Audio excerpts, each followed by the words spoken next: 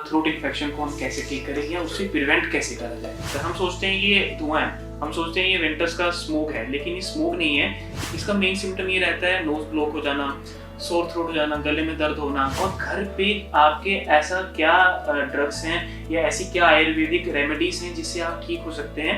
3 pillars बताए गए हैं, दैट इज बात, पित्त एंड कफ।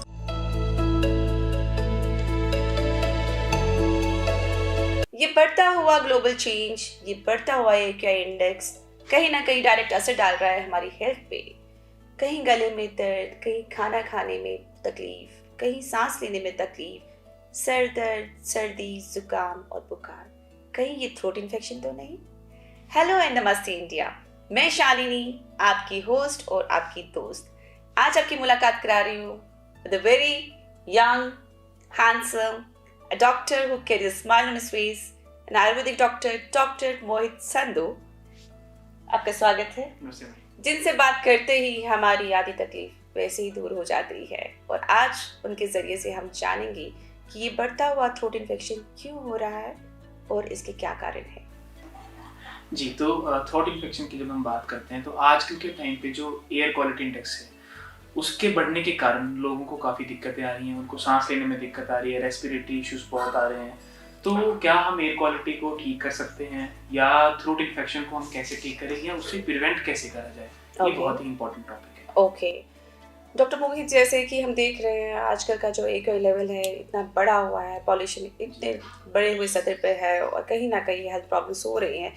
कहाँ तक रिस्पॉन्सिबल है ये AQI इंडेक्स थ्रोट इन्फेक्शन के लिए? जी, तो जब हम पहले की बात करते हैं, आज से कम 5 से 6 साल पहले की बात करते हैं, तो एनवायरनमेंट काफ़ी फ्लश रहता था। लेकिन इसका जियोग्राफिकल इंडेक्स के साथ भी बहुत कनेक्शन है। जैसे पंजाब साइड आप देखें तो वहाँ से पराली जो उठती है वो बेसिकली दिल्ली और नॉर्दर्न एरिया की साइड पे वो नीचे बैठ जाती है। उसकी वजह से स्मोक और फोग होने के कारण जो क्वालिटी इंडेक्स है वो बहुत गंदा हो जाता है। हम सोचते हैं ये धुआं है, हम सोचते हैं ये विंटर्स का स्मोक है, लेकिन ये स्मोक नहीं है।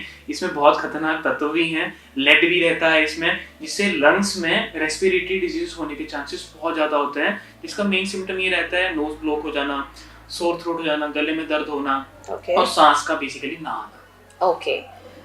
क्या हम बात कर रहे हैं, जैसे हमने बताया, इसको थोड़ा सा एलैबोरेट करके अगर बात करते हैं कि क्या सिम्टम्स या क्या लक्षण आते हैं बॉडी में जिससे हमें ये पता लगा सके कि हमें थ्रोट इन्फेक्शन है? जी, सो देखिए, आयुर्वेद पहले से ही इन चीज़ों में बहुत प्रिवेंटिव रहा है और क्यूरेटिव भी रहा है। 5000 साल पहले ही हमारे आचार्य जो हैं, जो आयुर्वेद जिन्होंने बनाया, उन्होंने पहले ही बता दिया है कि एयर क्वालिटी इंडेक्स अगर ऐसी कुछ चीज़ें हो जाएं तो हमें कैसे प्रिवेंट करना है और घर पे आपके ऐसा क्या ड्रग्स हैं या ऐसी क्या आयुर्वेदिक रेमेडीज हैं जिससे आप ठीक हो सकते हैं, जिससे basically prevention is better than cure. तो आप अगर प्रिवेंट कर लें तो क्योर पॉसिबल रहेगा। ग्रेट, हम प्रिवेंशन पे और इलाज पे आते हैं बाद में, लेकिन हम पहले जानना चाहेंगे जब पेशेंट्स आपके पास आते हैं as an ayurvedic doctor, because तो आप कैसे डायग्नोस करते हैं कि ही और she suffering from throat infection? जी, तो देखिए, बेसिकली आयुर्वेद के कुछ रूल्स हैं। जैसे कि आयुर्वेद में बेसिकली 3 पिलर्स बताए गए हैं, जो दैट इज बात, पित्त एंड कफ।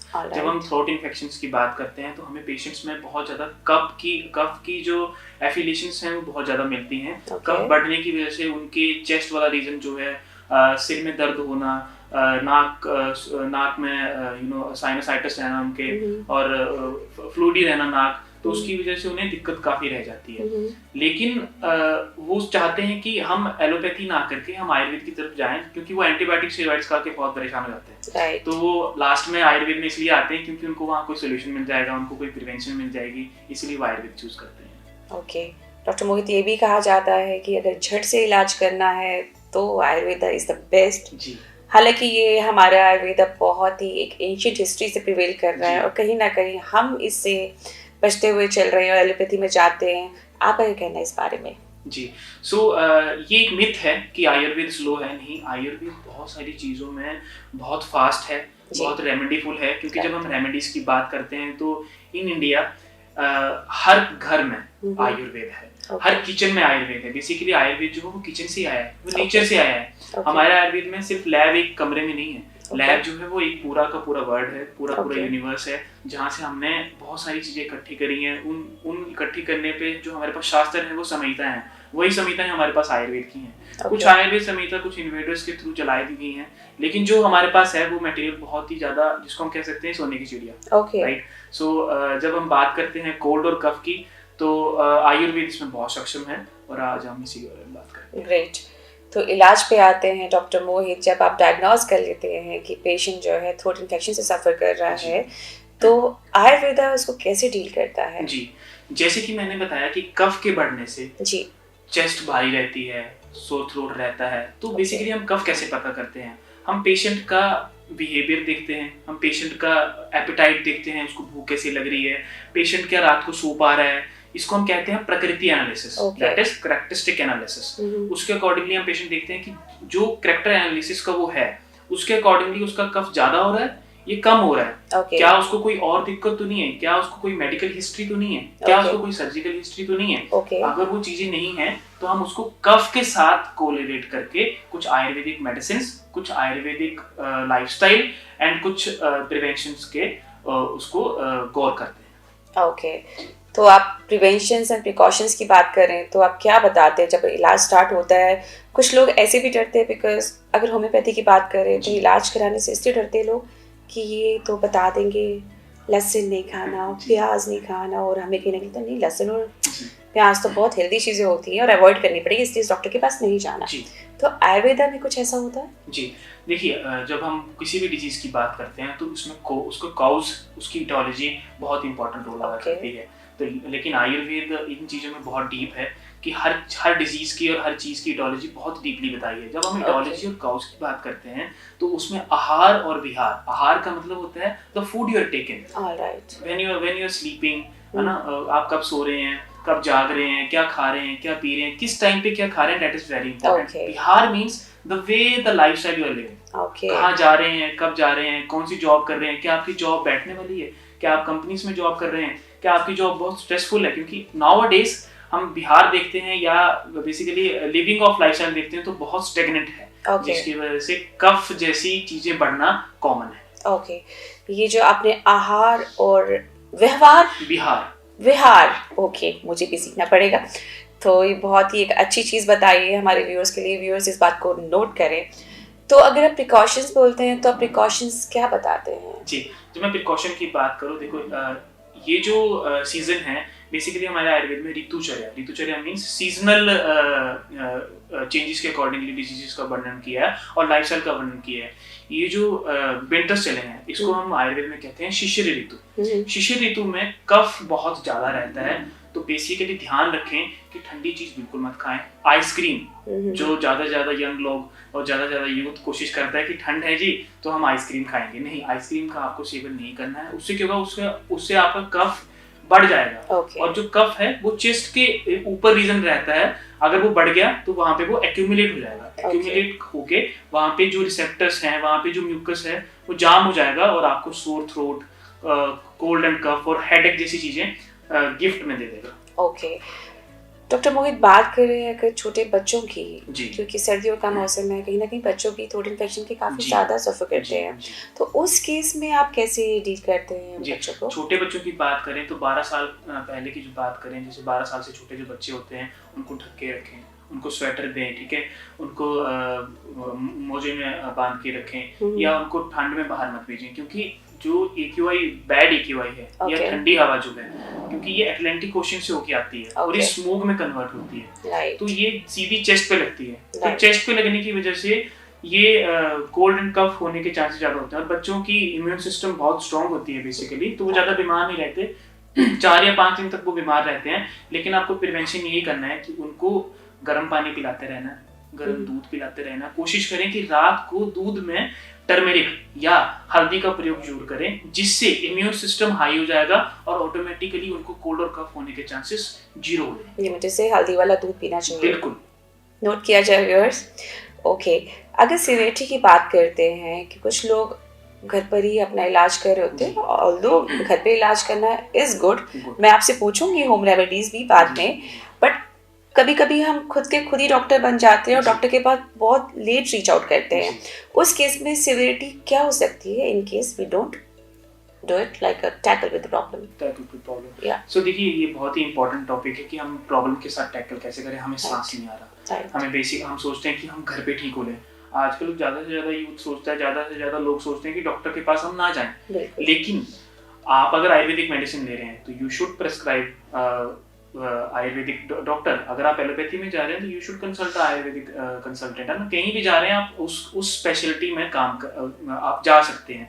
लेकिन इसमें बेसिकली बात ये बनती है कि बेसिकली शॉर्टनेस ऑफ ब्रेथ हो रही है, हम उसमें क्या करें, हम उसमें क्या कर सकते हैं. तो कुछ आयुर्वेदिक मेडिसिन कुछ ऐसी हैं जो आप अपने पास इमरजेंसी फॉर्म में जेब में रख सकते हैं. उसको खाने के बाद आप बहुत रिलीफ महसूस करेंगे एंड विद इन 12 आवर्स और 24 आवर्स आपको आयुर्वेदिक डॉक्टर्स के पास जाना ही जाना है. ओके, तो डॉक्टर मोहित, इस इंफॉर्मेशन के साथ हम आगे ये भी जानना चाहेंगे कि क्या आप होम रेमेडीज या क्या टिप्स देना चाहते हैं हमारे व्यूअर्स को so that they can stay healthy. जी, जैसे कि मैंने आपको बताया, ये शिशिर है जो विंटर्स है, जो कि जनवरी से मार्च तक चलती है. और इस वाले रीजन में जैसे कि मैंने आपको बताया, वार्मथ, आपको गर्म चीज़ों का सेवन करना है, आपको ठंडी चीज़ों का सेवन बिल्कुल नहीं करना है. हमें आदत होती है कि हम फ्रिज से ठंडे पानी की बोतल ले रहे हैं, ये कोल्ड पीने की कोशिश कर रहे हैं. उसको आपने बिल्कुल प्रिवेंट करना है. मैं समझ सकता हूँ कि ल्यूकोवार्म वाटर से प्यास नहीं बुझती है, लेकिन सिर्फ आपने प्यास नहीं बुझानी है, आपने आपका इंटेस्टाइन भी ठीक रखना है. अगर आप गर्म पानी का सेवन सुबह उठ के रोजाना करेंगे, सुबह मान लीजिए आप 6 बजे उठते हैं, 7 बजे उठते हैं, 9 बजे उठते हैं, सुबह उठते ही आप रोजाना सेवन करेंगे तो आपके अंदर की जो म्यूकस है वो ऑटोमेटिकली एनवायरनमेंट के थ्रू बहुत ही अच्छे से रहेगी और वो आपको प्रिवेंट करेगी अदर इन्फेक्शन से. दूसरी बात ये है, आपने गर्म फ्रूट्स जैसे अखरोट हो गया, मूंगफली हो गई, इन नट्स हो गए, इनका प्रयोग आपने ज़्यादा करना है क्योंकि ये आपको वार्म देंगे, आपको ये गर्मी प्रदान करेंगे. ऐसे ऐसे कुछ फ्रूट्स हैं, ऐसे ऐसे कुछ मेडिसिन हैं जो आपको वार्मथ देते हैं, उसका प्रयोग आपने ज़्यादा करना है. ग्रेट. इसके अलावा आप कुछ हिदायतें या गाइडलाइंस देना चाहते हैं, बिकॉज हम बात कर रहे हैं AQI इंडेक्स और थ्रोट इन्फेक्शन की, तो AQI को लेके आप क्या कहना चाहेंगे? AQI यानी कि एयर क्वालिटी इंडेक्स कहा जाए तो जैसे हम कहते हैं कि पहाड़ों में AQI 49 और 50 रहता है, जो कि बहुत अच्छा है. लेकिन हम गुड़गांव और दिल्ली की बात करें तो यहाँ पे 439, 500 तक पहुँच जाता है. ये ऐसा है जैसे कि आप बहुत सारी सिगरेट्स एक ही बार में स्मोक कर ले रहे हैं. 10 सिगरेट एक मिनट में. जी, आप स्मोक कर नहीं है, लेकिन आप बहुत सारी सिगरेट स्मोक कर ले रहे हैं सिर्फ AQI की वजह से. हमने रिसेंटली एक वीडियो भी पोस्ट किया था इसके ऊपर. जी, तो आप इससे कैसे प्रिवेंट हो, क्योर क्या है इसका? देखिए, सबसे इम्पोर्टेंट रीजन हमारा होता है नोज से लेके ट्रैकिया तक, जिसको हम थ्रोट कहते हैं. ये वाला रीजन आपका प्रिवेंट रहना चाहिए, क्लीन रहना चाहिए. इसको क्लीन कैसे करना है? सबसे पहली बात आपने ये याद रखनी है कि आप अपने नाक से ही सांस लें, मुंह से सांस लाने. सुबह का टाइम और शाम का टाइम जब स्मोक होती है आप मास्क का प्रयोग कर सकते हैं. एक्सरसाइज करते वक्त, भागते टाइम मास्क का यूज नहीं करना है, उससे लंग्स प्रोफुलेशन या लंग्स फटने के चांसेस ज्यादा हो सकते हैं. दूसरी बात ये, एक बहुत अच्छी रेमेडी है, डेट इज नस्य. नस्य का मतलब होता है कुछ आयुर्वेदिक मेडिसिन या कुछ आयुर्वेदिक ऑयल्स ऐसे होते हैं जो आप नाक में डाल सकते हैं, जिससे आपके नाक का रीजन और थ्रोट का रीजन प्रिवेंट रहता है और जो भी वायरस, जो भी बैक्टीरिया वहां पे एंटर होगा वो वहीं पे खत्म हो जाएगा क्योंकि आपने उसको प्रिवेंट कर दिया है. You give it a preventive measure, क्योंकि अंदर की ब्यूटी बहुत इंपॉर्टेंट है बाहर की ब्यूटी से. तो जब ये चीजें आप कर लेंगे तो नस्य इज अ इम्पोर्टेंट रोल जहाँ पे आप चीजों को हद से ज्यादा प्रिवेंट एंड क्योर कर सकते हैं. ग्रेट. तो ये नस्य जो हम करते हैं is through the nose. Okay, great to know that. So viewers, आपने देखा और सुना कि डॉक्टर मोहित ने क्या यूजफुल इंफॉर्मेशन दी है अपने जरिए से. उन्होंने बताया इंडिया सोने की चिड़िया मानी जाती है आयुर्वेदा में, क्यों ना इस चिड़िया का फायदा उठाया जाए. क्यों हम जा रहे हैं एलोपैथी की तरफ, क्यों नहीं जा रहे हैं आयुर्वेदा की तरफ, जहाँ पे जड़ से आप निजात पा सकते हैं बीमारी से. उन्होंने ये भी बताया कि आपको ध्यान देना है आपके आहार और व्यवहार पे. आहार एंड विहार पे. मैं बारी बारी व्यवहार बोल रही हूँ. मेंटल के साथ फिजिकली भी रहना इम्पोर्टेंट है. That is a different topic, right, बात करेंगे. Right, will talk further. Doctor Mohit ने आपको यही बताया है कि अपनी दिनचर्या को ठीक रखें, सुबह उठते ही गर्म पानी पिए, अपनी इम्यूनिटी को स्ट्रांग करें. उन्होंने AQI इंडेक्स को लेके बताया है कि आप मास्क का प्रयोग करें और कब ना करें. एक्सरसाइज करें, समय पे खाएं, संतुलित खाएं, अच्छा खाएं और सबसे ज़्यादा ज़रूरी स्ट्रेस से दूर रहे और स्ट्रेस को दूर रखे. So viewers, keep smiling, stay connected with Carmen to stay healthy. Thank you, Dr. Mohit, for giving your precious time Thank you. and sharing knowledge with us. Thank you, viewers.